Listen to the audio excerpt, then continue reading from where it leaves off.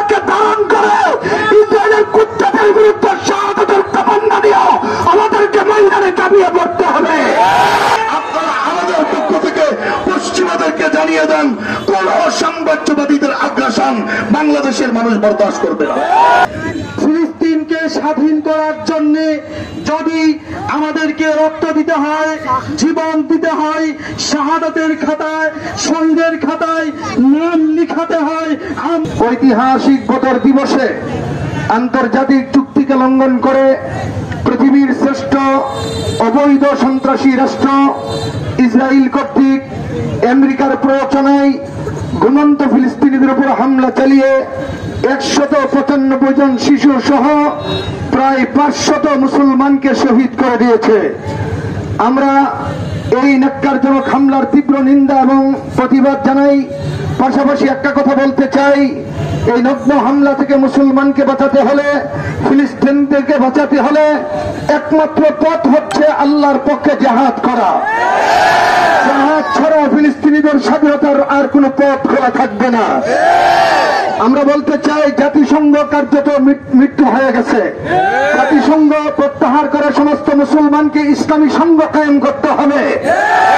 শুধু পৃথিবীর বুকে ইহুদিদের বিরুদ্ধে আমাদের গর্জে উঠলে চলবে না। আরব বিশ্বে যে সমস্ত দালালরা আছে তাদের বিরুদ্ধে গর্জে উঠতে হবে। হাতিয়ারকে ধারণ করে ইসরায়েলের কুত্তাদের বিরুদ্ধে শাহাদাতের তামান্না নিয়ে আমাদেরকে ময়দানে কাঁপিয়ে পড়তে হবে। আমি আপনাদেরকে জিজ্ঞাসা করতে চাই, ফিলিস্তিনের শহীদদের হামলার বিচার প্রতিশোধ নিতে চান? হামলার প্রতিশোধ নিতে চান? তার জন্য শহীদের তামান্না নিয়ে কে কে ময়দানে চাপিয়ে পড়তে হবে? ইনশাআল্লাহ আগামীর বিশ্ব হবে মুসলমানের বিশ্ব। আর এই বিশ্ব মুসলমান আসতে হলে অবশ্যই জিহাদের মাধ্যমে আসতে হবে। সুতরাং সময়কে জিহাদের জন্য প্রস্তুত গ্রহণ করতে হবে।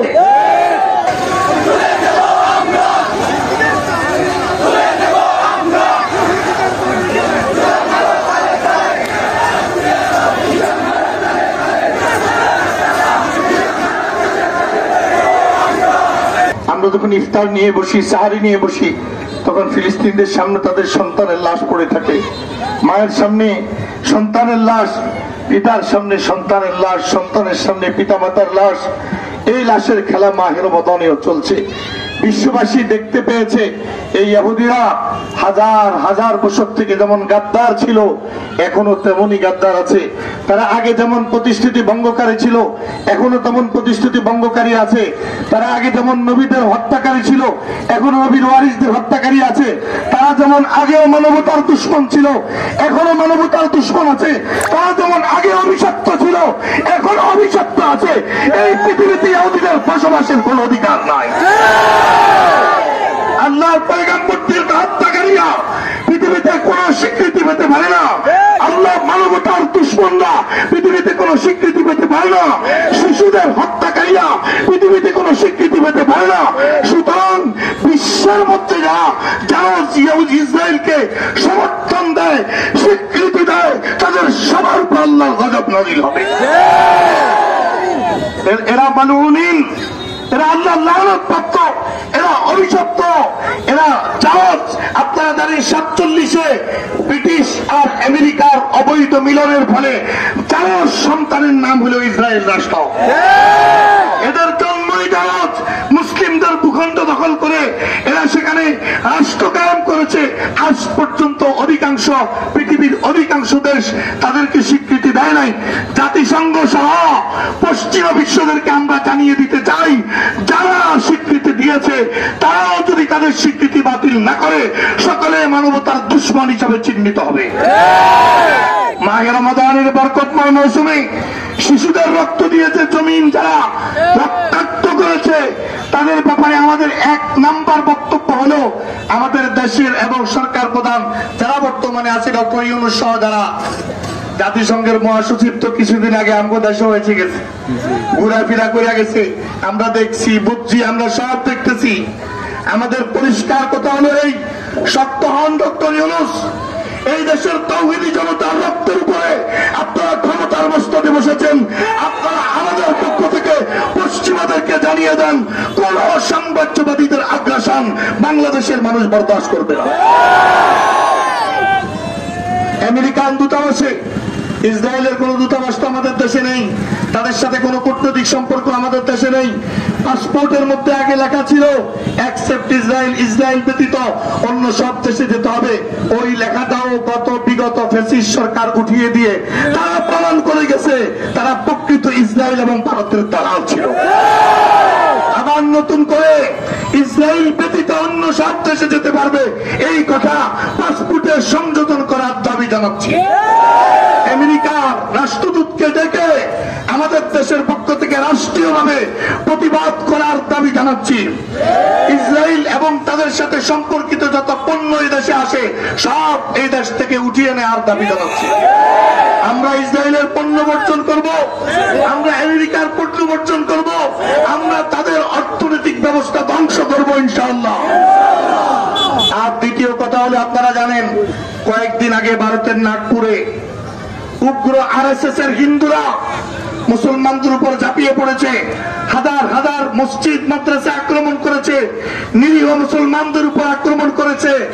আর আমেরিকার গোয়েন্দা সংস্থার প্রধান তুলসী গ্যাব্রিয়েল,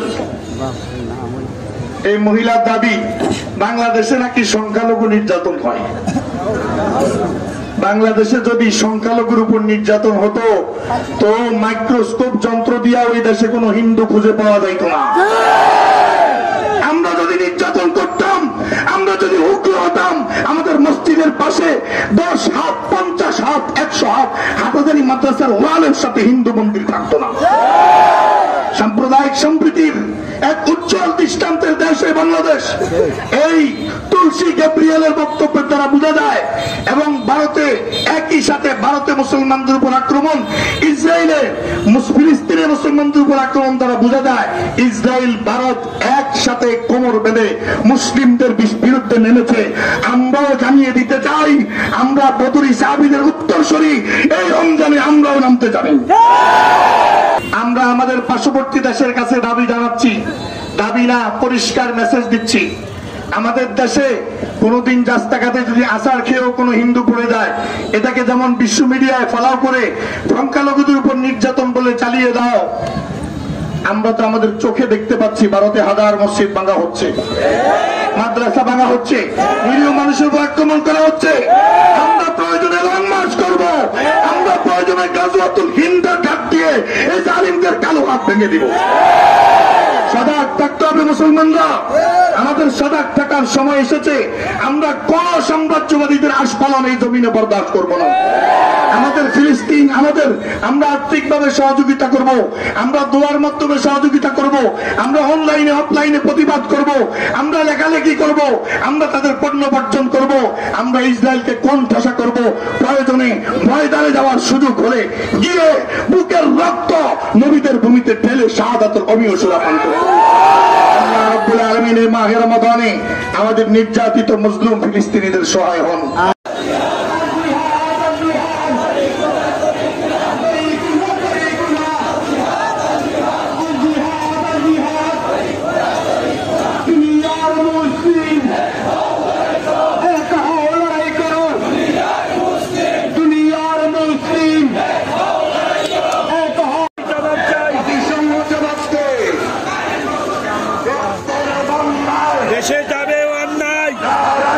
সেই আইন লঙ্ঘন করে এই আক্রমণ হয়েছে, এই হামলা হয়েছে।